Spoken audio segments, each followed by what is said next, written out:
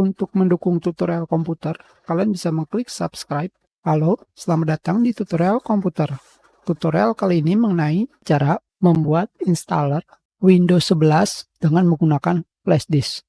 Aplikasi yang biasa digunakan adalah Rufus. Kita pergi ke websitenya. Di sini, Rufus digunakan untuk membuat bootable USB drive dengan cara yang mudah. Kita pilih yang manapun terserah kalian. Sekarang, ukuran aplikasi Rufus hanya 1,3 MB. Selanjutnya, kalian klik 2 kali atau tekan tombol Enter. Kalian pilih Yes. Selanjutnya, kalian pilih No. Sekarang, device ini adalah flash drive kalian. Kalian pilih Select untuk memilih di mana tempat kalian menyimpan OS Windows.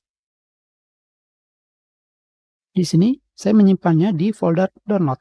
Kalian pilih dengan cara klik 2 kali atau tekan tombol Open di sini, yang manapun sama saja. Selanjutnya, Image Option di sini, kita akan menggunakan standar Windows installation, bukan Windows to go.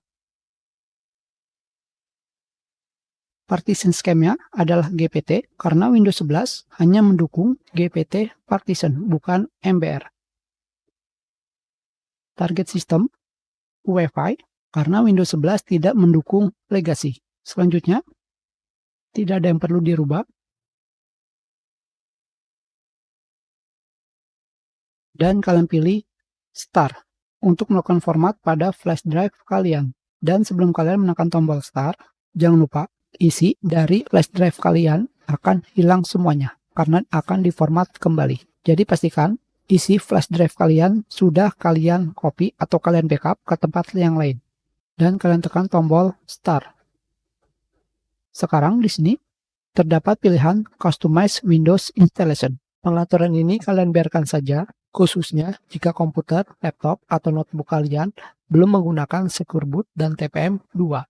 Dan sekarang kita tekan tombol OK.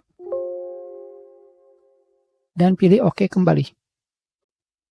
Dan kalian tunggu sampai format flash drive kalian selesai.